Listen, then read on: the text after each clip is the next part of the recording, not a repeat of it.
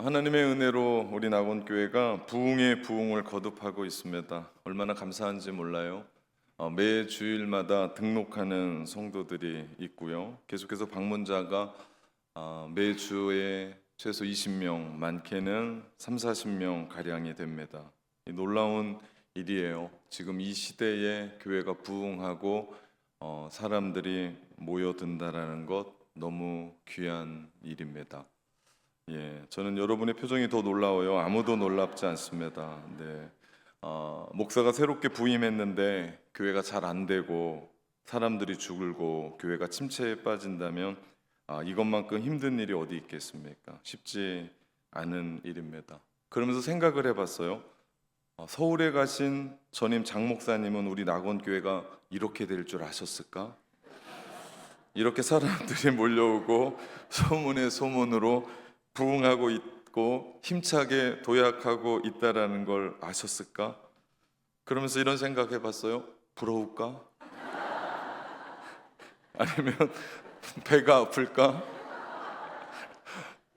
그분의 인격상 그러진 않을 겁니다. 잘했다고 박수치고 그 특유의 웃음으로 껄껄 웃으실 겁니다. 혹시 궁금하신 분은 내일 천국 환송 예배 때 추모사로 쓰시거든요. 꼭 한번 물어보세요. 어떤지. 살다 보면 우리가 느끼는 것이 있는데 우리 인생에는 때가 있다는 거예요. 그것을 내가 임의대로 밀고 당길 수가 없습니다. 앞으로 전진할 때가 있는가 하면 후퇴할 때도 있고요. 용기를 가지고 도전해야 될 때가 있는가 하면 또 멈춰 설 때가 있습니다. 날 때가 있고요. 죽을 때가 있고, 심을 때가 있고, 심은 것을 뽑을 때가 있고, 죽일 때가 있고, 치료할 때가 있고, 헐 때가 있고, 세울 때가 있는 법입니다.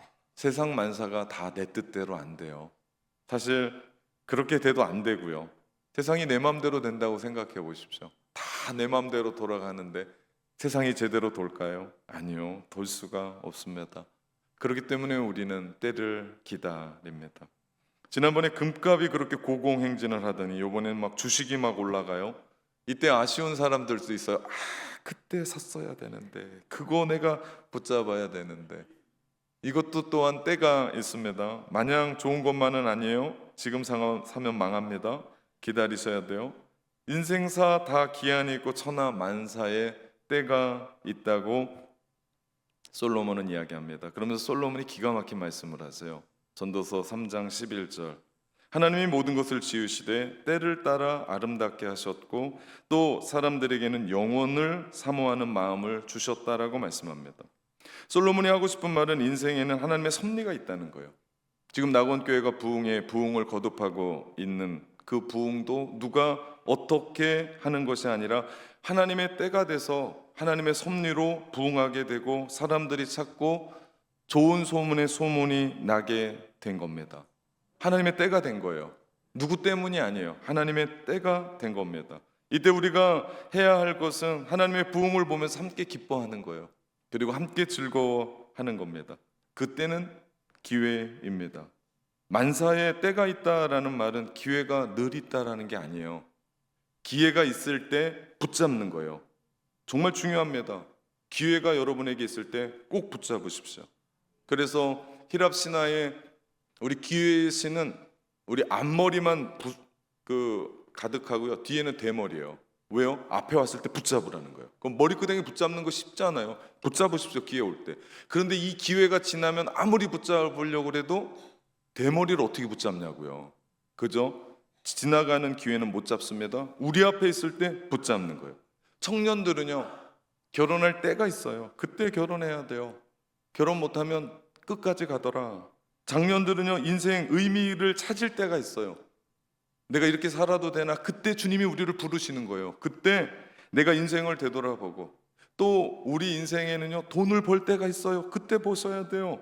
신앙생활 확고히 붙잡을 때가 있고요, 은혜 받을 때도 있고요, 또 우리가 그 삶 속에 내가 우리 가운데 주셨던 그 한 사람을 붙잡아야 될 때가 있습니다. 붙잡아야 돼요. 일생일대의 기회예요. 그리고 다시는 그 기회가 오지 않을지도 모릅니다. 근데 문제가 하나 있어요. 그때가 언제냐고요. 붙잡고 싶죠? 지나가고 나니까 그때가 그때인 거예요. 아직 오지도 않았는데 그때가 온 것 같아요. 그래서 우리는 분주합니다. 지금이 그때인지 아닌지를 구별할 줄 아는 것, 분별할 줄 아는 것, 이것을 성경은 지혜라고 얘기합니다. 오늘 본문은요, 그 때에 대해서 이야기를 합니다. 예수님에게는 동생들이 있었어요. 어머니 마리아에게서 난, 요셉과 마리아 안에서 난 동생들이 있었습니다. 그 동생들이 처음에는 예수님의 사역을 인정하지 않았습니다. 마가복음에 보면 예수님이 처음 제자들을 세우실 때, 그리고 병자들을 고쳤을 때도요, 제자 동생들의 반응은 냉담합니다. 그때 주변 사람들이, 동네 사람들이 전부 다 너희 형 미쳤다라고 얘기합니다. 손가락질을 하고 대적했기 때문에. 그래서 동생들은 어머니와 함께 예수님을 찾으러 다녔어요. 그리고 집에 데려다 놓기를 원했습니다. 이유는 형이 지금 집안 망신을 다 시키고 있는 거예요.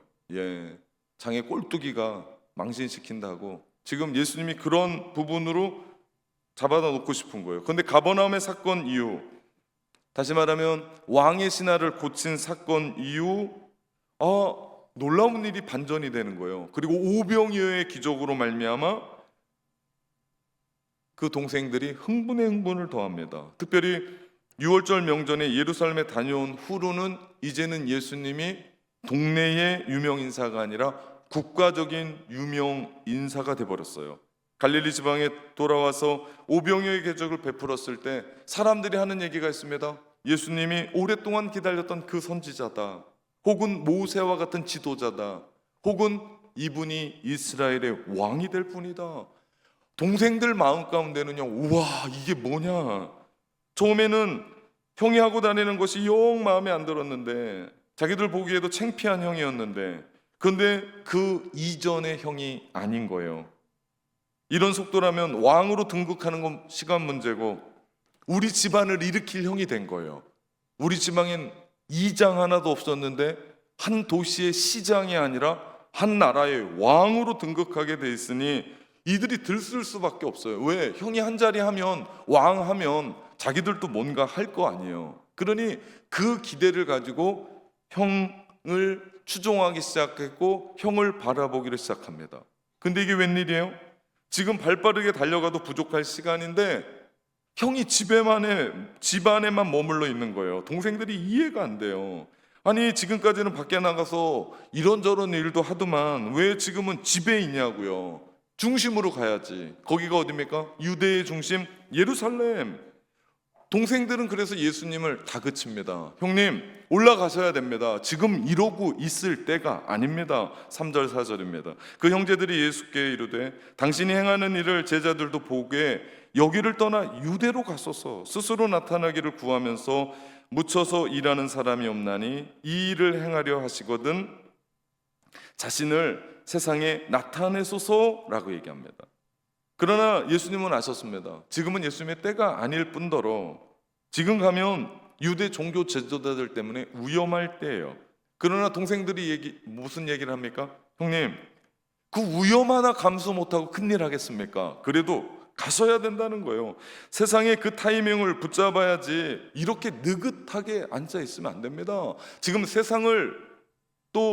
세상이 형님을 부릅니다. 지금 중심으로 가십시다 라고 얘기하는 거예요. 사실 지난주 설교처럼 가버나움에서 예수님 연설 한번 잘못했다가 제자들이 다 떨어져 나갔거든요. 그러면서 12제자들에게 예수님은 너희도 가려느냐라고 할 정도로 다 떨어져 나갔어요. 이번이 만회할 절호의 기회예요. 초막절이 오는데요, 초막절은 이스라엘의 6월절과 오순절과 함께 유대인들이 예루살렘에서 지키는 3대 명절이었습니다. 이 3대 명절이 되면 디아스포라 유대인들이 전부 다 예루살렘에 모여요. 그러면 처음에는 몇만 안 되는데 그렇게 모이면 몇백만이 모여서 지금 예루살렘에 사람들이 몰려오기를 시작합니다. 갈릴리 사람들도 예루살렘으로 많이 갈 겁니다. 그리고 예루살렘에는 아직 예수님을 기억하는 사람들이 많아요. 그러니 가서 유대 지도자들이 위협이 있긴 하지만 다시 인기를 얻고 한 자리를 얻고 세력을 튼튼히 하며 유대 지도자로 부상할 절호의 기회라는 거예요. 지금 이때를 붙잡지 못하면 안 된다고 이야기합니다. 아니, 어떻게 큰 일을 한다면서 운둔해 있습니까? 아니, 어떻게 사람들에게 많은 병자들을 고치고 오병이어의 기적을 일으키고 물을 포도주로 만들면서 분명히 무슨 야망과 꿈이 있었던 거 아닙니까? 근데 왜 이 자리에 있냐고요. 이제 기왕 이렇게 된 바 중앙으로 가서, 중심으로 가서 그 예루살렘에서 수많은 사람들 앞에 종지부를 찍읍시다. 그런데도 우리 주님은 요동치 않습니다. 아니, 동생들이 어떻게 형을 이렇게 모를까요? 세상의 빛으로 오셨고 인류를 구원하시기 위해 이 땅에 오신 예수님에게 인기나 돈, 명예, 권력을 얘기하면서 세상의 주목을 받읍시다. 세상의 우위를 나타냅시다. 능력 있지 않습니까? 그 능력을 행하면 사람들이 쫓아올 겁니다 라고 얘기하는 거예요. 요한복음의 저자 요한은요, 그 동생들이 왜 그러는지를 정확하게 짚습니다. 5절입니다. 이는 그 형제들까지도 예수를 믿지 아니함이더라. 이유가 뭐예요? 그들이 예수님을 믿지 않는 겁니다. 믿지 않아서 그런 얘기를 하는 거예요. 요한이 말하는 그들이 무엇을 믿지 않는다는 걸까요? 어떤 것이 동생들에게 문제였을까요? 요한은 그들이 가지고 있었던 것을 정확하게 간파합니다. 예수님의 동생들이 가지고 있었던 것은 예수님에 대한 신념과 확신이었지 예수님을 향한 믿음은 아니었습니다.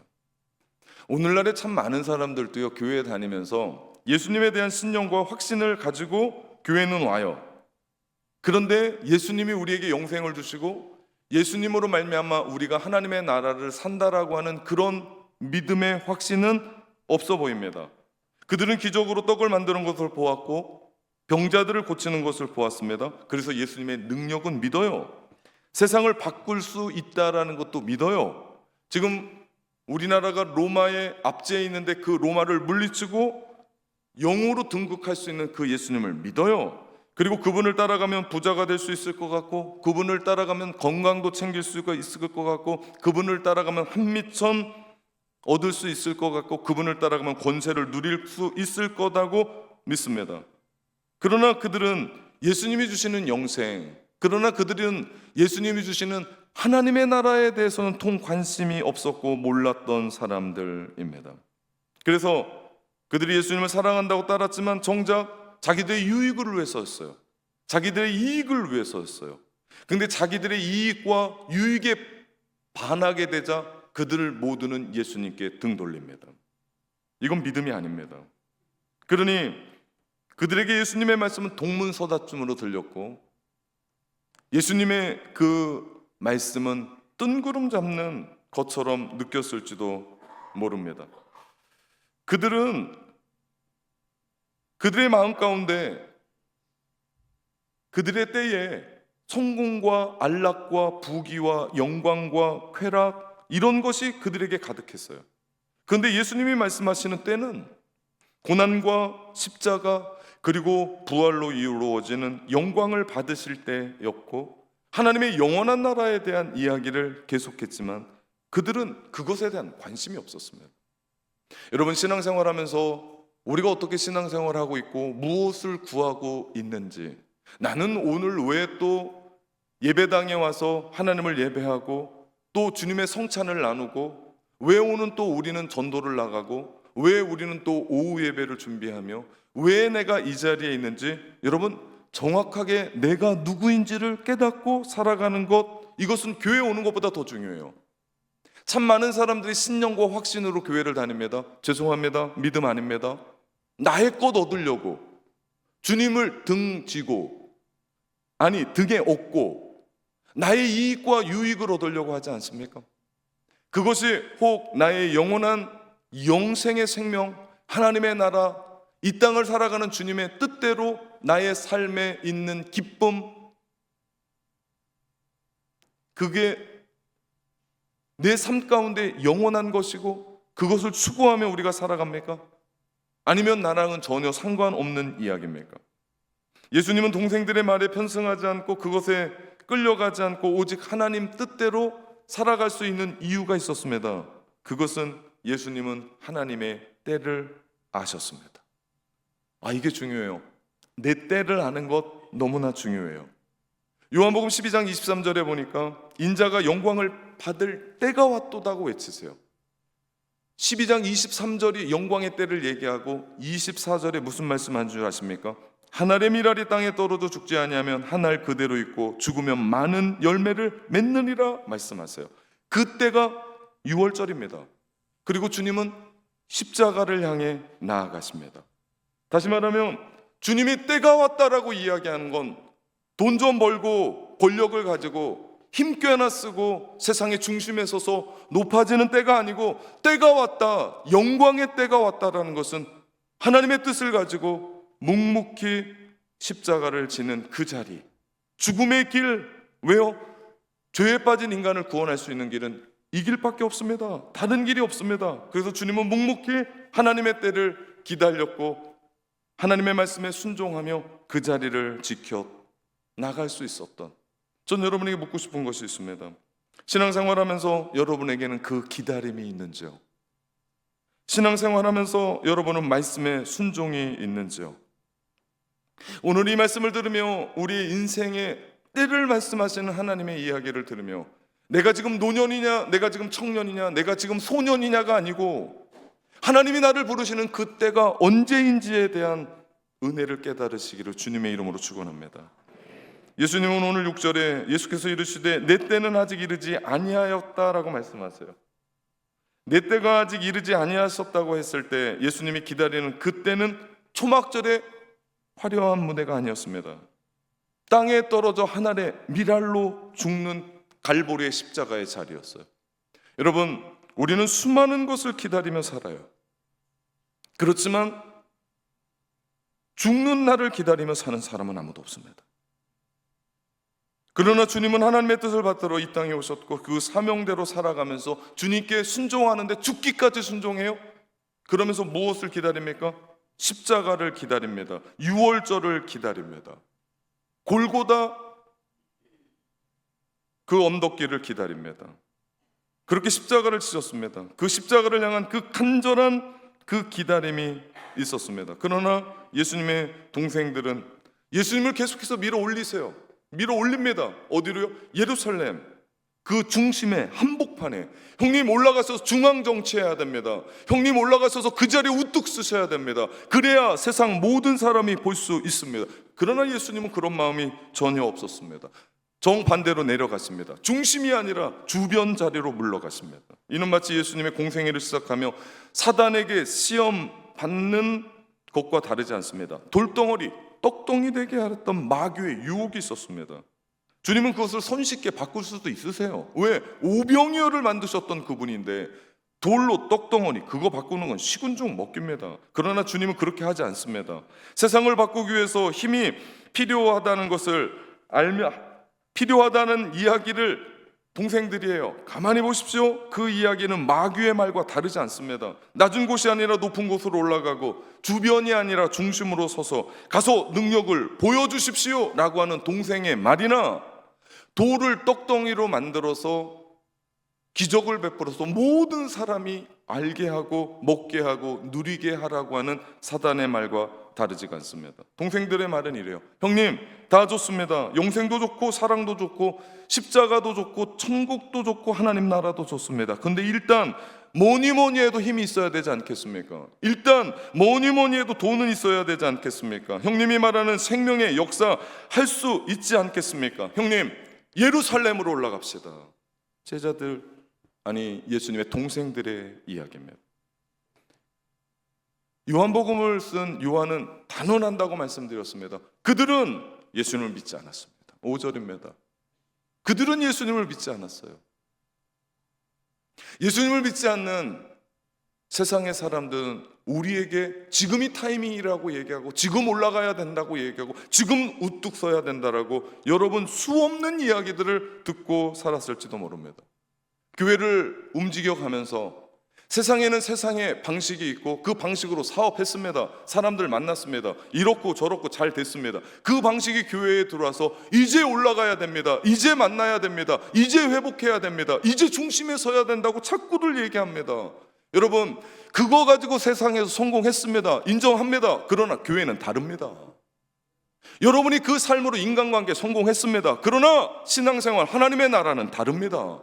여러분 이거 인정하지 않으면 우리 신앙생활 제대로 못합니다. 왜? 그게 그거거든요. 절대 그게 그거가 될 수 없어요.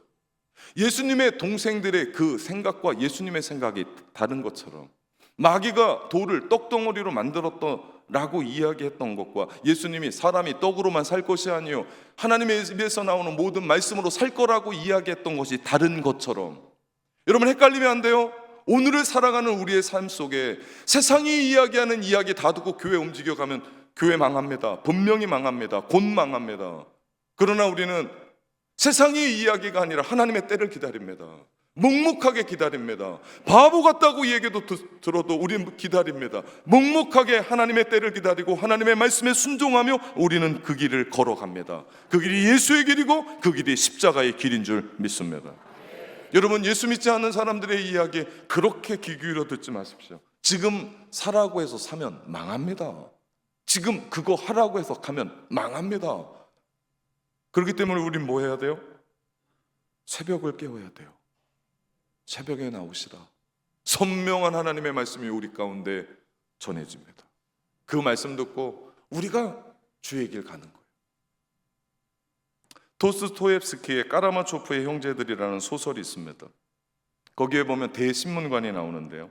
이 이야기의 배경은 16세기에 스페인의 세비야를 배경으로 합니다. 스페인은 당시 인근의 제일 부유한 국가였는데요. 반면에 종교 재판과 마녀 사냥으로 말미암아 카톨릭의 수장이었던 추기경이 대신문관이 되어 유대인을 포함한 수많은 사람들을 이단으로 몰고 종교 재판하며 마녀 사냥을 하며 죽입니다. 수백 명의 사람들이 종교 재판 끝에 화형이 처해진 어느 날, 여름이 지나고 이튿날 예수님이 나타나셨어요. 1500년 만의 말입니다. 사람들이 예수님을 금방 알아보았습니다. 그러나 대신문관은 추기경은 예수님을 체포해서 감옥에 가둬버려요. 그리고 그날 밤 대신문관은 아무도 모르게 예수님을 찾아가서 마치 이교도를 대하듯이 예수님을 신문합니다. 여러분 눈이 땡골한데요. 저런 게 성경이 어디 있지? 까라마초프의 형제들 소설이라니까요 지금. 네, 눈이 깜짝 놀라서 보시는 분들에게 다시 얘기합니다. 그러면서 예수님에게 이런 첫 마디를 던집니다. 당신은 어째서 우리를 방해하러 온 거요? 충격적인 한마디를 던집니다. 그러면서 신문하면서 예수님에게 산상수훈을 통해 가르친 당신의 복음 그 자체로만고는 교회를 유지할 수 없어. 그러면서 교회가 교회로 살아남기 위해서는 당신이 말한 대로 하면 안 되고 대중이 좋아하는 방식을 따라가야 된다고 이야기합니다. 대신문관이 얘기하는 게 뭐예요? 빵 줘야 된다는 거예요. 빵의 능력이 있어야 된다는 거예요. 그러면서 소설에서 대신문관은 예수님에게 다음과 같은 말을 합니다. 당신은 마귀가 유혹했을 그때 왜 돌을 떡으로 만들지 않았습니까? 그때 떡을 만들어줬으면 사람들이 이렇게까지 고통스러워하지 않았을 겁니다. 대중은 등 따숩고 배부르면 그것으로 만족하는데 왜 거기에 대고 하나님의 말씀을 따르라고 했는가? 이 불쌍한 사람들에게 빵을 주었다면 혁명도 안 일어났을 거고 도둑질도 없고 굶어 죽는 자식 앞에서 통곡하는 일도 없었을 것이다. 그때 마귀가 시키는 대로 했으면 기독교는 지금 대단했을 것이다. 대신문관의 이야기는 얼핏 들어보면 휴머니스트 같아요. 휴머니즘처럼 들립니다. 빵 때문에 죄를 짓고 빵 때문에 슬퍼하는 자가 너무도 많은 것을 경험했기 때문에 교회가 하나님의 말씀보다도 빵을 줘야 된다는 거예요. 빵이야말로 사람들이 믿고 따를 만한 참된 기적이라는 거죠. 그래서 지난 1500년 동안 대신문관으로 상징되는 오늘날의 교회들이 빵이라는 기적을 베풀기 위해서 이렇게 노력해 왔는데 갑자기 예수님이 나타나 그 빵은 실제로는 돌이고 내가 참된 빵이고 생명의 빵이라고 하면서 예수님의 말씀을 가르치기 시작하니 대신문관이 어찌할 수 없어서 예수를 감옥에 가둡니다. 왜요? 교회를 지키기 위해서. 참으로 끔찍한 교회의 역설 아닙니까? 그리고 500여 년이 지났어요. 이 시대의 교회는 다릅니까? 오늘 우리의 시대는, 아니 교회는 어떤 모습입니까? 예수님이 어느 날 우리에게 찾아오신다면 우리는 어떻게 반응할까요? 대신문관처럼 그때의 그 2000년 전의 이야기가 오늘날 통하는 줄 아십니까? 통하지 않습니다. 오늘날의 시대가 AI 시대입니다. 오늘날의 시대가 달나라까지 갑니다. 아무리 생각해도 대신문관의 이야기는 여전히 우리 교회의, 오늘날의 교회의 현재 진행형이 아닐까. 여러분, 이 이야기는 요한복음 7장의 형제들의 말과 토시 하나 틀리지 않고 정확하게 맞아 떨어집니다. 지금 나타내십시오. 지금 보여주십시오. 지금 올라가야 됩니다. 중앙입니다. 기회입니다. 지금 아니면 안 됩니다. 높은 곳으로, 더 높은 곳으로. 그러면서 도스토옙스키의 예수님이 대신문관에게 아무 말씀도 하지 않으시고 다만 그의 이마에 조용히 입 맞추신다라고 씁니다. 너무 비슷한 장면이 요한복음 7장에도 이어집니다. 그것은 그렇게 아우성치던 동생들을 만류하고 예수님이 갈릴리에 머무십니다. 조급해하지도 않으세요. 두려워하지도 않으세요. 분주하지도 않고 흥분하지도 않습니다. 왜냐하면 예수님은 하나님의 때를 누구보다도 아셨기 때문에. 오늘 이 자리에 뭔가를 기다리는 분이 있습니까? 인생의 문제 속에서 기도의 응답을 기다리고, 질문한 것에 답을 기다리고, 사랑하는 사람이 돌아오길 기다리고, 아픈 몸이 회복될 것을 기다리고, 내 때가 올 것을 기다리고, 내 차례가 올 것을 기다리고, 혹 주님을 간절히 찾고 주님을 만나기를 기다리는 분이 이 자리에 있습니까? 저는 그 여러분의 기다림의 그곳이 오늘 요한복음 7장이 예수님이 머무셨던 그 갈릴리, 여러분의 영적인 갈릴리가 되기를 주님의 이름으로 축원합니다. 왜 그곳이 중요하냐면요, 거기에서 내 안에 눈물은 나는데 예수님을 만나요. 내가 그 혼돈의 그 자리, 눈물의 그 자리에서 마음은 아픈데 우리를 왜 십자가 지셨던, 중앙이고 중심이 아니라 주변이고 죄인들의 친구가 되셨던 그 예수님을 우리는 만나기 때문입니다. 저는 여러분의 그 자리가 영적인 갈릴리 되어 우린 기다림 속에 주님을 만나며 주님의 품 안에서 여러분이 고민했었던 그 고민의 답을 찾고, 여러분이 그렇게 기도했던 기도의 응답을 받으며, 여러분이 그렇게 알고 싶었던 그 주님의 진리를 발견하시기를 주님의 이름으로 축원합니다. 어제 원로 목사님이 소천하셨습니다. 당의 장로님들과 봉사하는 교회 성도님들과 함께 조문객을 맞이하는데, 저는 그들의 모습 속에 우리 원로 목사님이 어떻게 사셨는지를 보게 되었습니다. 조문하여 오신 분들 그 모두는 영적인 갈릴리를 살아냈던, 지금 그 갈릴리에 머물었던 분들, 그리고 그곳을 통과해서 주님을 만났던 사람들이었던 것을 보게 되었습니다. 그렇게 때가 되자 주님은 원로 목사님을 본향으로 부르셨고, 또 때가 되자 그 목사님을 사랑하고 사모했던 사람들이 그 자리에 모이게 된 겁니다. 그래서 아름다웠습니다. 그 장면을 보고 있노라면 여기가 천국 아니겠는가라는 생각을 하게 됐습니다. 우리가 앞으로 장차 가게 될 천국에서 이런 잔치가 벌어지겠다는 상상을 하게 되니 눈물은 나는데 행복했습니다. 앞으로 우리가 어떻게 살아가야 될까요? 예수님이 갈릴리에 머무는 것이 마치 믿지 않는 동생들을 볼 땐 실패자 같고 비겁자 같고 왕따 같고 아무것도 아닌 것 같이 보일지 모릅니다. 그러나 그것이 하나님의 말씀에 대한 순종이었고 아버지의 때를 향한 가장 기쁜 신뢰였으며, 그 길만이 하나님의 뜻대로 인류를 구원했었던 길이었습니다. 그 기다림과 순종으로 말미암아 그 십자가와 그 부활로 말미암아 구원받은 우리라면 어떻게 살아야겠습니까? 동일한 거 아닙니까? 우리도 묵묵히 세상의 때가 아니라 세상의 타이밍이 아니라 세상이 말하는 사람들의 이야기가 아니라 하나님의 때를 기다리며 그분의 말씀에 순종하며 그 자리 영적인 갈릴리에 머물며 눈물이 날지 모릅니다. 어려울지 모릅니다. 고난이 있을지 모릅니다. 그럼에도 불구하고 그 갈릴리에 머물며 주님 만나시기를 예수님의 이름으로 축원합니다. 조급할 것도 아니고 세상의 타이밍에 흔들릴 것도 아니고 아버지의 때가 있습니다. 그분이 정하신 그때 모든 것이 이루어집니다. 그때 우리는 믿음으로 이 고백을 담담하게 하게 될 줄 믿습니다. 내 눈 주의 영광을 보내.